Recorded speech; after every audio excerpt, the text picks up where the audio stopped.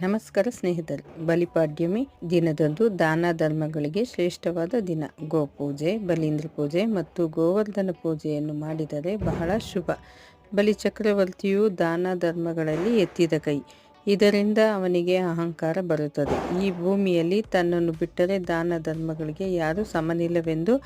ನಂತರ ವಿಷ್ಣುವು ವಾಮನ ರೂಪದಲ್ಲಿ ಅವನನ್ನು ಪಾತಾಳ ಲೋಕಕ್ಕೆ ತಳ್ಳುತ್ತಾನೆ.